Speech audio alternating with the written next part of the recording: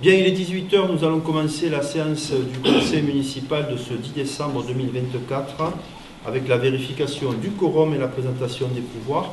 Monsieur Bruno Devic a donné pouvoir à Madame Lise Fournier. Monsieur Pascal Chabosson a donné procuration à Monsieur Franck Diloiré et Monsieur Maxime Savy m'a donné procuration. En application des articles L 2121-15 du CGCT, deux auxiliaires au secrétaire de séance sont désignés en les personnes de Madame Aline Josse, secrétaire générale de la mairie, et Michel Martinez, comptable de la mairie. Merci à elle. Nous allons commencer par la désignation du ou de la secrétaire de séance et je vous propose la candidature de Madame Isabelle Bastier qui l'a acceptée. Qui est contre? Qui s'abstient? C'est approuvé à l'unanimité. Je vous remercie et je la remercie. Premier point, affaire juridique, il s'agit du compte rendu des décisions du maire. Vous savez, en application de l'article L2122-23, vous avez reçu les décisions avec la convocation. Il s'agit des décisions du numéro 60 au numéro 91 de l'année 2024. Alors, pratiquement toutes les décisions prises par le maire en application de l'article concernent des mises à disposition de salles communales à titre payant ou gracieux, bien évidemment.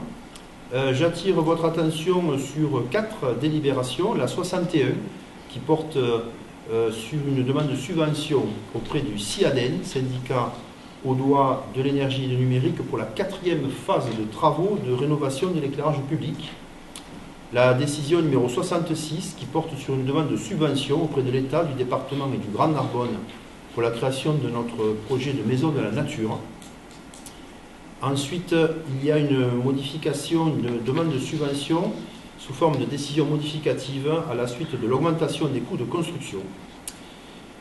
Vous avez la décision numéro 68 qui porte sur la demande de subvention auprès du Grand Narbonne pour l'aménagement d'une partie de la rue du Faubourg et la décision 70 qui porte sur la demande de subvention auprès du Grand Narbonne et de l'Agence nationale du sport pour la rénovation du stade de rugby.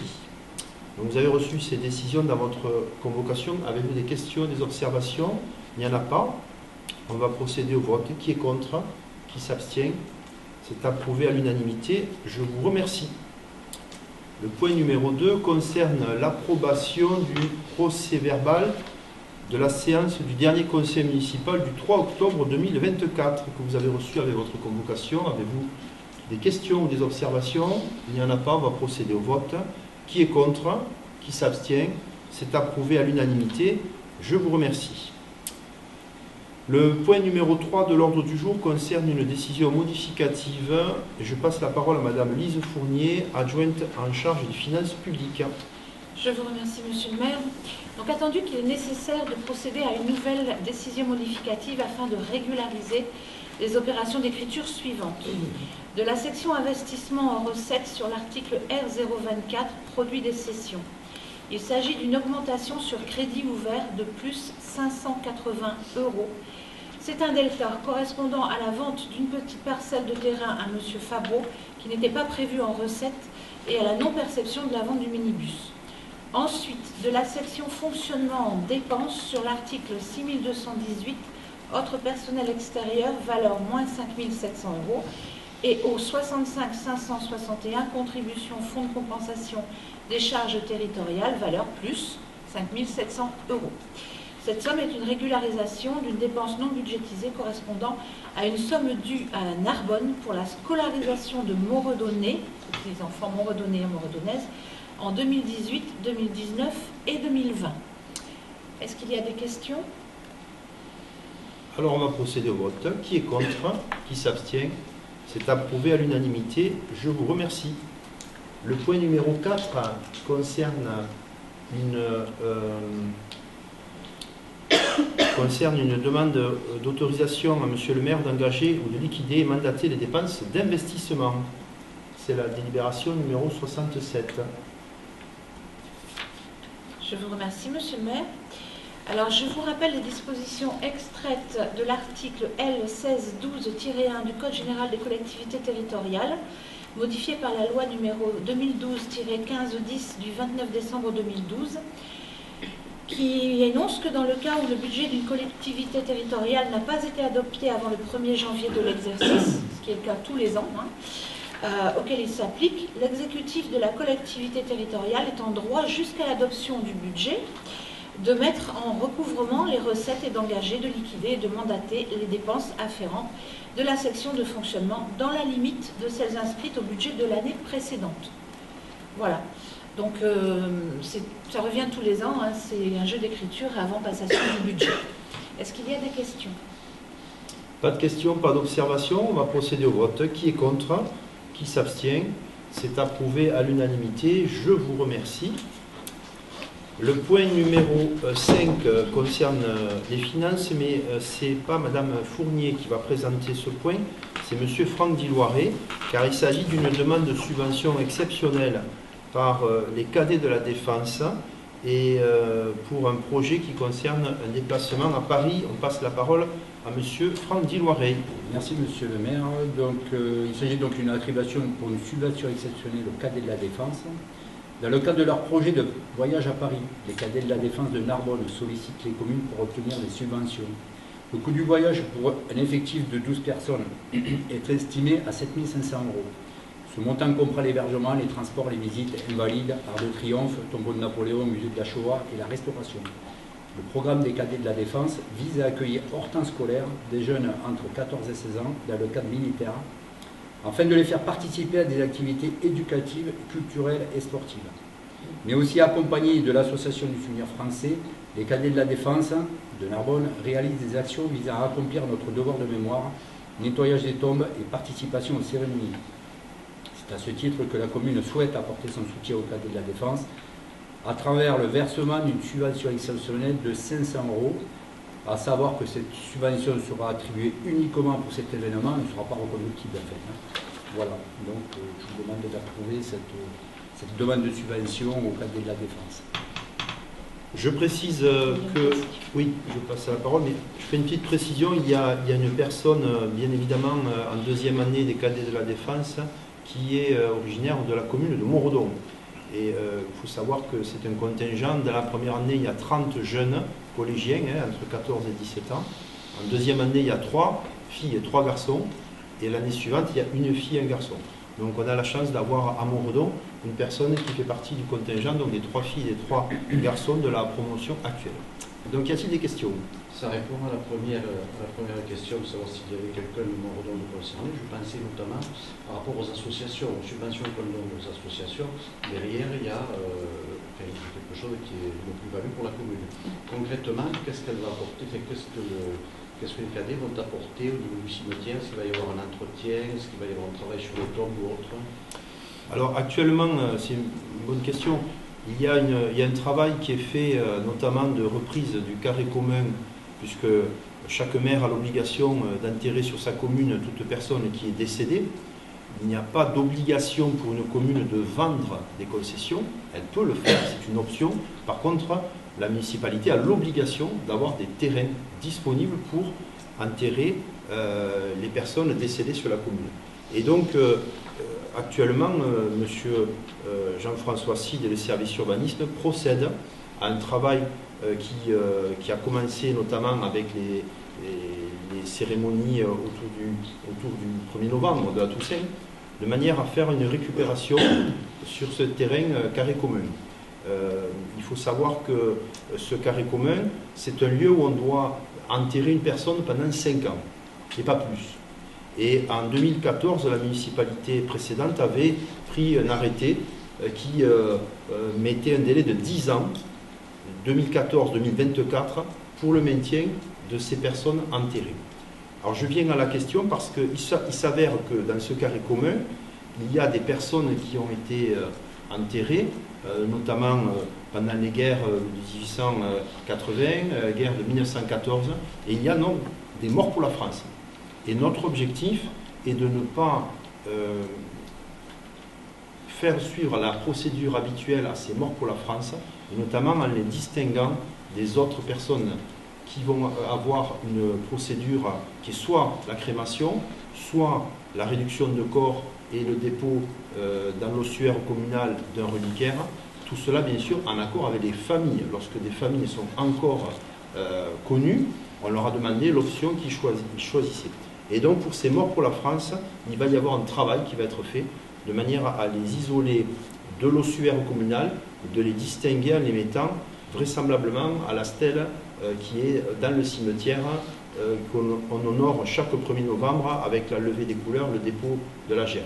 Je ne parle pas du poilu, je ne parle pas du monument aux morts, je parle de la stèle dans le cimetière pour honorer ces morts pour la France. Et à cette occasion, les cadets de la Défense proposent leur service pour nous aider à entretenir ces tombes à travers leur association avec le souvenir français. Merci.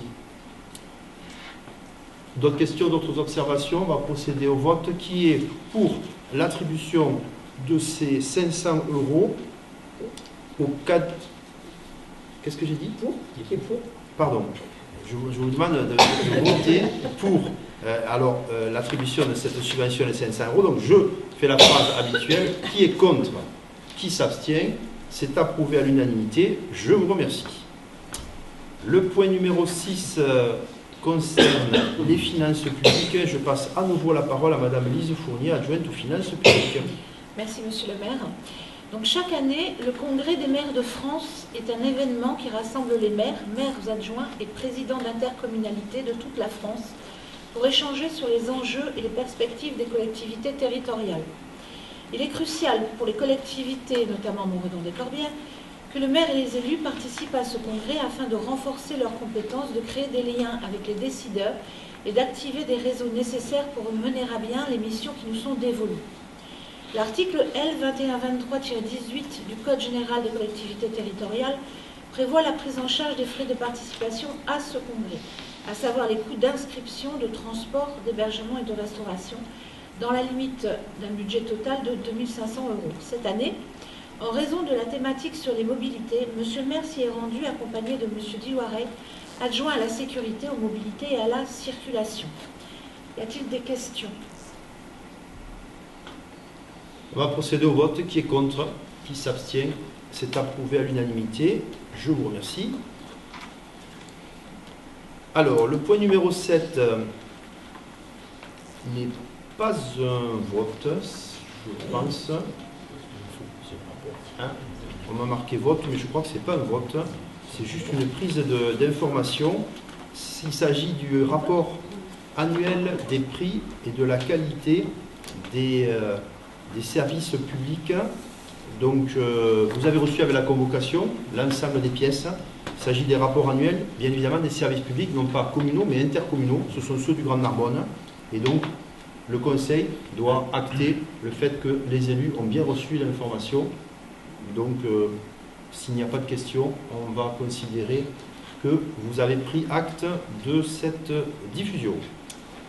Le point numéro 8, intercommunalité, gestion des déchets, redevance spéciale 2023.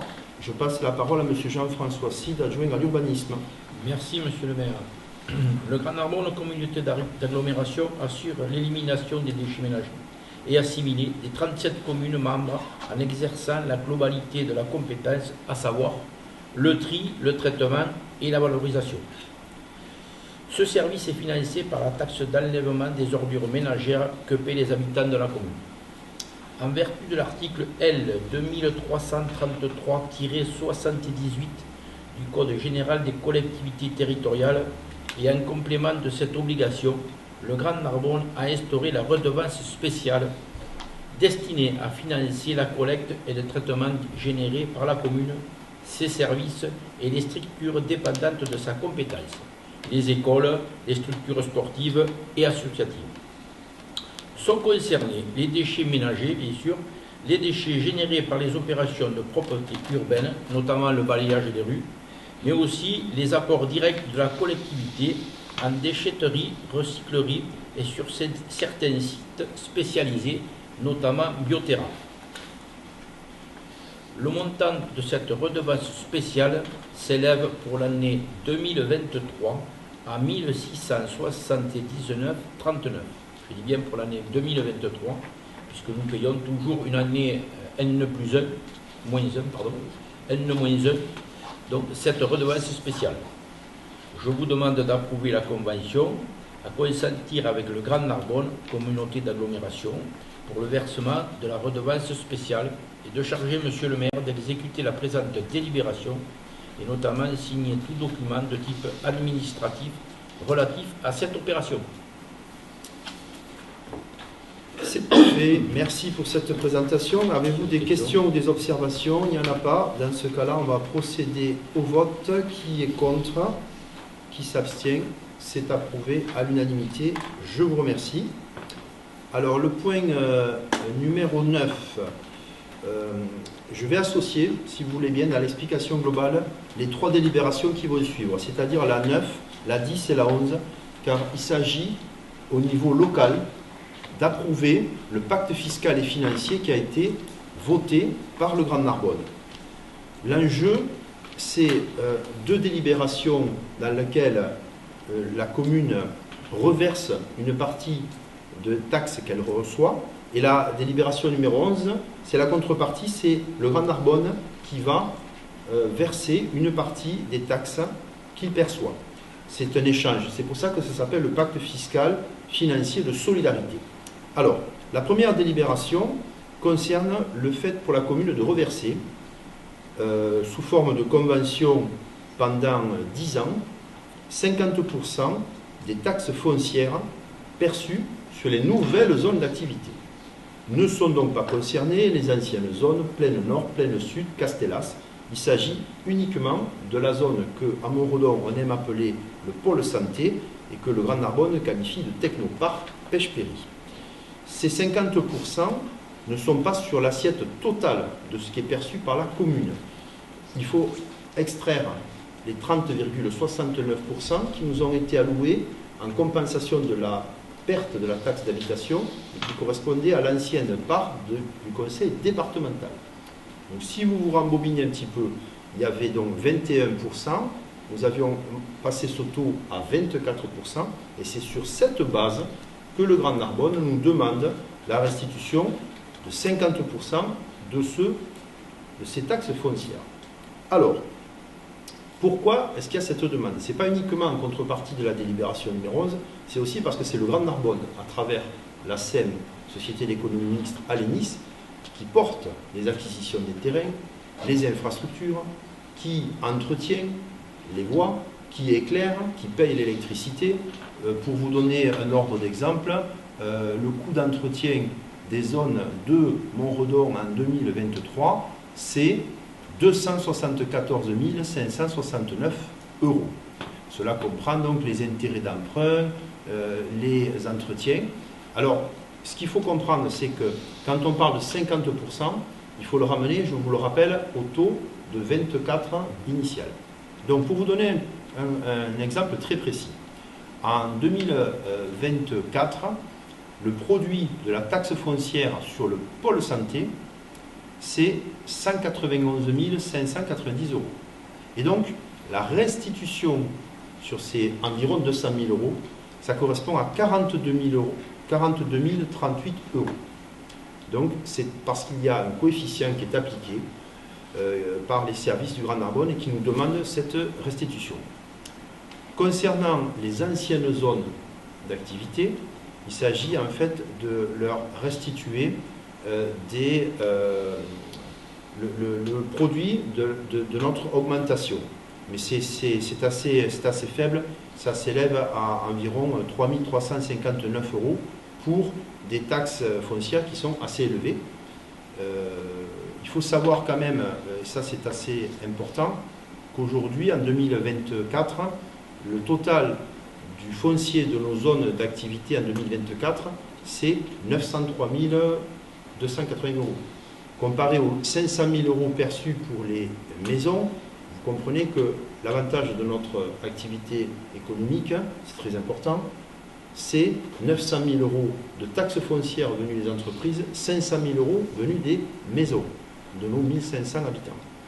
Et quand on ajoute à ça les 580 000 € que le Grand Narbonne nous verse en attribution de compensation, parce qu'au transfert de compétences en 2003, nous avions apporté les zones d'activité, vous voyez bien tout le poids que représente l'économie dans notre budget communal. Donc si vous voulez, on nous demande dans la délibération numéro 9 d'acter ce qui a été approuvé par le Conseil du Grand Narbonne le 9 décembre 2021, d'acter que pendant 10 ans, nous nous engageons à reverser d'abord 50% de la taxe foncière, 100% de la taxe d'aménagement, et en retour, nous percevrons 50% de l'IFER, qui est donc l'impôt perçu par le Grand Narbonne pour les centrales photovoltaïques. Donc c'est très intéressant puisque nous avons, vous le savez, le projet de centrale photovoltaïque pour lequel nous avons reçu le 26 novembre le permis de construire, et c'est un dossier qui avance bien. Donc, je vous ai fait une présentation globale parce que vous avez bien compris que les 3 délibérations sont liées. La première délibération, il s'agit donc d'approuver, si vous êtes d'accord, la délibération du Conseil du Grand Narbonne et de rétrocéder 50% de cette taxe sur les nouvelles zones d'activité pendant 10 ans. Alors d'abord, y a-t-il des questions sur cette présentation? Pas de questions, pas d'observations? On va procéder au vote. Qui est contre? Qui s'abstient? C'est approuvé à l'unanimité. La délibération suivante pour restituer la totalité de la taxe d'aménagement au Grand Narbonne sous forme de convention pendant 10 ans. Question, observation? Il n'y en a pas. Dans ce cas-là, je vous demande l'approbation. Qui est contre? Qui s'abstient? C'est approuvé.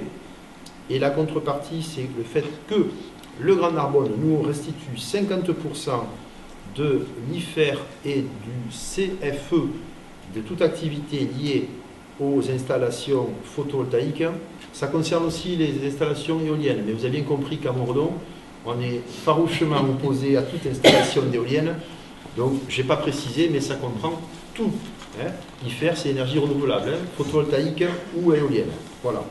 Donc, pour percevoir 50%, question, qui est contre, qui s'abstient, c'est approuvé. Je vous remercie. Excusez-moi d'avoir été un peu long, mais ça a nécessité quelques explications. 9, 10, 11. Point numéro 12, ressources humaines, indemnité spéciale de fonction et d'engagement à la filière de la police municipale. Et je passe la parole à M. Franck Diloiré, adjoint à la sécurité publique. Merci Monsieur le maire. Donc cette indemnité spéciale de fonction d'engagement à la filière de police municipale, donc suite à la refonte du régime indemnitaire de la filière de la police municipale, et suite du décret de 2024-614, une indemnité spéciale de la fonction et d'engagement, ou ISFE, peut être versée aux fonctionnaires relevant de ladite filière. Elle remplace le précédent régime indemnitaire composé de l'indemnité spéciale mensuelle de fonction, donc les spécialités aux policiers municipaux, et de l'indemnité d'administration et de technicité, ou IAT, composée d'une part fixe et d'une part variable. Cette ISFE s'adresse désormais à l'ensemble des fonctionnaires de cadre d'emploi de la filière de police municipale. Donc il appartient à l'organe délibérant de la collectivité de fixer le cadre général de l'instauration de ce nouveau régime indemnitaire. Donc les bénéficiaires, on l'a dit, cadre d'emploi d'agents de police municipale, modalités et conditions d'attribution, il y aura une part fixe de l'ISFE calculée en appliquant au montant du traitement soumis à retenue pour pension auto-individuelle et une part variable du ISFE qui est fixée dans la limite de montant de la réglementation. Donc les dispositions de la présente délibération prendront effet à compter du 1er janvier 2025. Donc, oui, un petit rappel sur les SFE, donc, qui est versé sur la manière de servir, capacité à travailler en équipe, investissement personnel et sens du service public. Voilà, donc il est demandé à tout le monde de valider cette prime ISFE au niveau de la police municipale.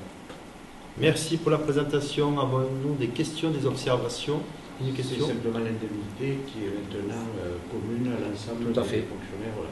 C'est l'IFSE. C'est l'IFSE. Fonction de gestion d'expertise, c'est ça. Parce qu'avant, ils avaient l'ISFM, si vous voulez, spécial police municipale. Pour la police municipale. Voilà. Merci. Précision étant faite, on va procéder au vote. Y a-t-il qui est contre? Qui s'abstient? C'est approuvé à l'unanimité. Je vous remercie. Le point numéro 13. D'ailleurs, il y a 3 délibérations, 13, 14 et 15. Alors, je vais passer bien évidemment la parole à Madame Lise Fournier, adjointe aux ressources humaines, pour ces délibérations. Merci, Monsieur le maire. Donc, nous allons évoquer un petit peu, comme tout à l'heure, Monsieur le maire, les points 13, 14 et 15 de l'ordre du jour. Voilà, parce que ça concerne la même chose. Donc, comme régulièrement lors des conseils municipaux, nous sommes amenés à statuer conformément à l'article 34 de la loi du 26 janvier 1984 sur les emplois de la collectivité et notamment sur les avancements de grade des agents. Considérons donc l'avancement de grade d'un agent de la collectivité. Il est nécessaire de créer un emploi de brigadier chef principal de police municipale, catégorie C à temps complet.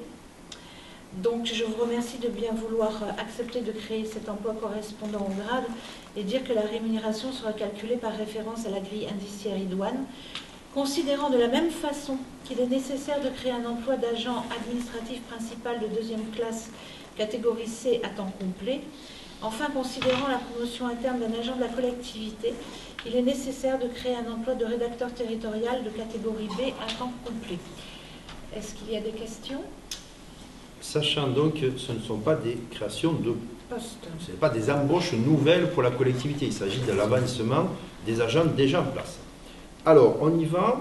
Y a-t-il des questions, des observations? Il n'y en a pas. Donc, pour la délibération numéro 13, pour le brigadier chef principal, qui est contre, qui s'abstient, c'est approuvé. Pour l'adjoint administratif principal de seconde classe, qui est contre, qui s'abstient, c'est approuvé à l'unanimité. Et pour la création d'un poste de rédacteur territorial, qui est contre, qui s'abstient, c'est approuvé à l'unanimité. Merci pour les agents. Le point numéro 16 de l'ordre du jour concerne une décision modificative pour la constitution d'une servitude de passage. Et je passe la parole à Monsieur Jean-François Cid, adjoint à l'urbanisme. Merci, Monsieur le maire. Je vous informe que j'informe l'Assemblée que lors du précédent conseil municipal, il a été approuvé la constitution d'une servitude de passage sur les parcelles cadastrées AZ 83, 87, 92, 93, situées à l'avenue des Platanes. Donc c'est juste les parcelles qui sont entre l'entreprise RLTP et les services municipaux. Donc situées avenue des Platanes, au profit de l'entreprise Réseau Languedoc Travaux Publics, RLTP. Donc j'avais fait une petite erreur. Il convient de rectifier la délibération afin de préciser que la mention de l'entreprise RLTP était erronée. En réalité, la parcelle appartient à la SCI Les Bigournaux, représentée par messieurs Benoît Saunière et Julien Rudel. RLTP n'étant qu'occupant de la parcelle. En conséquence, il convient d'approuver la constitution d'une servitude de passage sur les parcelles cadastrées susmentionnées situées avenue des Platanes, 11 100 Montredon-des-Corbières, au profit de la SCI Les Bigournaux. Je vous demande d'autoriser, Monsieur le maire, à accepter la constitution de la servitude par acte notarié et à signer tout document administratif et technique relatif à ce dossier. Merci. Merci beaucoup. Avez-vous des questions ou des observations? Il n'y en a pas. On procède au vote. Qui est contre? Qui s'abstient? C'est approuvé à l'unanimité. Je vous remercie. Le point numéro 18, 17, excusez-moi. Il s'agit de la prolongation d'une promesse de bail pour la réhabilitation des parcelles communales et de notre centrale photovoltaïque. Et donc je passe la parole à Monsieur Jean-François Cid. Merci, Monsieur le maire. Donc, comme Monsieur le maire le disait tout à l'heure, nous avons donc reçu l'avis favorable des services de l'État pour procéder donc à la création de cette ferme photovoltaïque. Par délibération en date du 29 juillet 2022, le conseil municipal a approuvé la signature d'une promesse de bail visant à définir les modalités d'occupation avec pour objectif le traitement des parcelles par le développement, la construction et l'exploitation d'une centrale photovoltaïque avec la société Element Green. À la suite de cette délibération, une convention de mise à disposition des parcelles a été signée pour une durée de 3 ans, dont le terme est échu le 2 août 2025. Par courrier en date du 13 novembre 2024, la société Element sollicite la prolongation de cette convention à l'article 4 de la convention susmentionnée. Cette prolongation se justifie par la réalisation des travaux dont l'exécution n'est prévue que courant du mois de novembre 2025. Donc la précédente convention se termine au mois d'août 2025, il convient de la prolonger. Elle vise à sécuriser le foncier jusqu'à la réception des dits travaux, facilitant ainsi la transition à l'expiration de la convention vers un contrat de bail assorti du versement du loyer. Je vous demande d'approuver donc la demande de prolongation de la convention de mise à disposition des parcelles avec promesse de bail emphytéotique et d'autoriser Monsieur le maire ou son représentant à signer tout document afférent à ce dossier. Parfait, il faut se dire que c'est un beau projet, puisque en juillet 2020, on avait procédé à des rencontres avec le propriétaire de cette ancienne casse. C'est un sujet qui est très très long. On se rend compte que souvent un mandat municipal de 6 ans, ça paraît long, mais quand vous voyez qu'on a commencé, on a été désigné le 28 mai, on a commencé en juillet 2020 à se saisir du dossier, on a monté un dossier d'appel à projet avec le CIADEN, les entreprises ont répondu. Il y a eu ensuite, vous le savez, plusieurs passages avec Jean-François Cid et moi-même à la DDTM en janvier 23, en janvier 24. Là maintenant, le permis a été accordé le 26 novembre et à partir du 20 décembre, la commission de régulation de l'énergie va statuer pour savoir si le dossier est validé. On a de grandes chances que ce soit à nouveau un feu vert, après l'enquête publique qui a rendu un avis favorable. Donc tout ça, ça prend beaucoup de temps. Il n'y a eu aucun retard, c'est juste que les délais sont très longs pour les instructions de chaque étape. Et bravo au service, bravo à Jean-François Cid pour s'occuper de ce dossier vraiment d'ampleur. Donc, y avez-vous des questions? C'est un dossier commun, monsieur le maire, ce n'est pas le mien. C'est un dossier commun. On peut effectivement s'en féliciter, puisque en même temps il y a la dépollution du site et tout ça. Par contre, est-ce que c'est une photo contractuelle? Est-ce que ça va être clôturé, végétalisé? Est-ce qu'il y a un traitement paysager, quelque chose? Fait, ouais. Alors, ce n'est pas une photo contractuelle, parce que cette photo, je ne la vois pas, mais j'imagine que c'est une photo qui a été prise sur Internet. Mais par contre, on a des engagements très précis.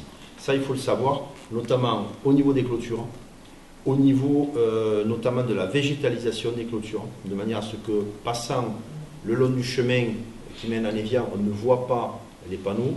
Lors de la dernière commission, la CDPNAV, notamment au niveau environnemental, puisqu'on est en terre agricole, la demande était très très fortement exprimée, notamment au niveau de la largeur de cette haie végétalisée. Il faut savoir aussi qu'il y a le contournement par les services de secours, une poche d'eau qui permet évidemment de lutter contre les incendies.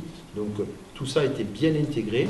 Vous le savez, hein, Jean-Pierre, vous avez vu, hein, on a eu des réunions publiques, on a eu la consultation publique, l'enquête publique à la mairie qui a permis de détailler tous les éléments. Donc tout ça fait bien sûr partie des choses auxquelles on est très attaché. On a récupéré une casse automobile qui, pendant 50 ans, a pollué les sols. On s'efforce depuis 4 ans de traiter le problème et on aura à la fin du mandat une ferme photovoltaïque qui couvrira 1400 foyers en électricité, en production d'énergie. Et ça, c'est formidable. Outre le fait aussi qu'il y aura des retombées intéressantes pour la commune, de l'ordre de 40 000 € par an. Donc quand vous multipliez ça par 32, ben, ça fait à peu près 1,2 million. Et ça, c'est pas anodin, surtout pour un terrain que nous avons acheté 12 500 € après évaluation par la SAFER, alors qu'une évaluation précédente par les domaines avait fixé le montant à 150 000 €. Donc on a fait une bonne opération, je pense, et en plus on réhabilite un site. On sera tous fiers, début 2026, d'aller sur ce site et de voir que d'un problème, on a désormais une belle solution qui est présentée aux administrés. Qui est contre? Qui s'abstient? C'est approuvé à l'unanimité. Je vous remercie. Le point 18 concerne l'approbation d'une convention de partenariat pluriannuel et d'une convention d'objectifs avec la Fédération des MJC Occitanie pour l'accueil des jeunes adolescents. Et je passe la parole à Madame Christina Pellegrin, adjointe à l'éducation et à l'enfance et à la jeunesse. Et également l'intergénérationnel. tel qu'elle le poursuit depuis qu'on le poursuit depuis notre élection, nous avons engagé une politique vers les seniors. Et telle que la collectivité l'a réaffirmé depuis 2020, elle reconnaît aussi son intérêt pour sa politique en faveur du développement de l'animation socio-éducative et bien sûr de la jeunesse sur la commune de Montredon-des-Corbières. Les actions suivantes qui sont mises en œuvre en partenariat avec la Fédération régionale des MJC a pour ce soutien de la jeunesse et l'accompagner dans son épanouissement personnel, son émancipation à travers des dynamiques de projet via la vie associative de la MJC locale, de créer du lien et d'engager des dynamiques de territoire en favorisant l'engagement de nos jeunes en appui de la MJC locale. Pour ce faire, en 2024, la Fédération régionale des MJC a déployé les ressources et les compétences nécessaires pour nous accompagner à développer un projet jeunesse allant dans ce sens. Cela se traduit par l'affectation d'un poste d'animatrice coordinatrice à temps plein qui a existé du 10 septembre au 10 novembre et qui a permis d'encadrer le projet jeunesse en partenariat avec la commune. Assurer le suivi de la mission, de la formation, de l'accompagnement pédagogique du poste affecté et de soutenir la MJC dans son positionnement de partenaire et d'être ainsi ressource de la collectivité via la MJC en matière de projet jeunesse du territoire. Il est proposé au conseil municipal de signer 2 conventions pour formaliser ce partenariat. La première, c'est la convention de partenariat pluriannuel formalisant la volonté partagée de développer un projet jeunesse dans la durée. Et la deuxième convention est une convention d'objectifs 2024 précisant les objectifs poursuivis et bien évidemment le montant de la subvention sollicitée, soit 7 964 € pour la période du 10 septembre au 10 novembre 2024, qui représente le salaire et les charges de cette animatrice. À titre d'information, les précisions de subventions sollicitées chaque année par la Fédération française régionale des MJC sur les 3 ans à venir ont été évaluées avec notre collectivité et avec la MJC. Selon les financements accessibles qu'on peut mobiliser, les estimations oscilleront entre 47 et 50 000 € pour l'année 2025, 48 051 000 € pour 2026 et enfin 49 52 500 pour 2027. Je vous demande, mes chers collègues, pour cela, d'autoriser le maire à signer la convention de partenariat 2024-2027 pour pouvoir fonctionner avec la Fédération régionale d'Occitanie et d'également autoriser monsieur le maire à signer la convention 2024 avec la Fédération des MJC d'Occitanie et d'autoriser le versement de la subvention de 7 964 € à la Fédération française régionale des MJC correspondant à la période du 10 septembre au 10 novembre 2024 comme indiqué dans la convention d'objectifs. Et je vous remercie d'approuver cette demande pour que cette action jeunesse puisse fonctionner. Merci. Merci pour la présentation. Avez-vous des questions ou des observations? S'il n'y en a pas, je vais passer au vote. Qui est contre? Qui s'abstient? Une abstention. Merci. Donc c'est voté à la majorité. Nous allons passer au point numéro 19. C'est le dernier point de l'ordre du jour qui concerne les commerces et notamment l'avis sur une demande d'ouverture dominicale. Alors vous savez que le dimanche c'est un jour de repos, néanmoins les commerces peuvent faire une demande auprès des municipalités pour obtenir des ouvertures du dimanche. C'est ce qu'on appelle traditionnellement les 12 dimanches du maire, car il faut limiter ce nombre à 12. Et lorsqu'il y a plus de 5 dimanches qui sont demandés à l'ouverture, la commune doit demander à l'intercommunalité. Donc nous avons été saisis de la part de notre supermarché préféré de l'ouverture de 9 dimanches en 2025. Donc vous avez bien compris, on est en dessous de 12, on est au-dessus de 5. Donc on a demandé l'avis au Grand Narbonne et on a aussi demandé l'avis aux organisations syndicales d'employeurs et de salariés. Quand je dis « oh », bien sûr, c'est Mme Josse qui a fait toutes les recherches et les demandes afin de saisir les syndicats qui ont tous donné leur accord, qui ont répondu qu'ils étaient d'accord pour ces ouvertures. Et donc, nous devons arrêter avant le 31 décembre la liste des 9 dimanches pour l'ouverture en 2025. Alors, préparez vos caddies, vos stylos, je vais vous donner les dates. Nous parlons du 13, du 20 et du 27 juillet 2025. Nous parlons du 3, du 10, du 17 et du 20 août 2025. Et nous parlons du 21 et 28 décembre 2025. Voilà, vous pouvez faire l'auto avec, vous avez tous les numéros, je ne les répète pas, mais voilà donc cette demande qui est formulée, bien évidemment, c'est basé sur le volontariat, les syndicats sont tous favorables et le Grand Narbonne aussi. Avez-vous des questions, des observations? Une question. Oui, juste, déjà, le principe du volontariat, ça c'était une question, mais bon, maintenant j'ai déjà la réponse. Par contre, c'est une ouverture sur la journée ou une demi-journée, comment ça fonctionne? Alors, le magasin est déjà ouvert le matin. Voilà, c'est pour ça. Donc, Ça, après, c'est l'ouverture. Voilà. Il est ouvert, alors, je ne vais pas faire la promotion du magasin en particulier, il est ouvert de 8h à 20h tous les jours. Et le dimanche, il est ouvert de 8h à 13h. Donc là, ces 9 dimanches-là, ce seraient des ouvertures 8h-20h. Voilà. Bon, ça correspond, vous l'avez compris, juillet, août et décembre, ça correspond aux périodes où il y a énormément d'activités. Et pour répondre aux besoins, notamment des personnes qui bossent en semaine, ouvrir le dimanche après-midi avec des agents volontaires et les syndicats qui sont informés et d'accord, il n'y a pas de difficulté pour nous. Pas d'autres questions? On va procéder au vote. Qui est contre? On va déployer sur la carte. Voilà. Je crois que c'est le jeudi, c'est pas le dimanche, mais bon. En tout cas, on va procéder au vote. Qui est contre? Qui s'abstient? C'est approuvé à l'unanimité. Je vous remercie. C'était le dernier point à l'ordre du jour. Pour les informations municipales, eh bien, je vous renvoie aux réseaux sociaux, à l'application MyMonredon, aux articles de presse de Madame Nicole Jaumier, mais je vais juste vous donner 2 éléments pour ne pas charger le rapport de Madame Isabelle Bastier.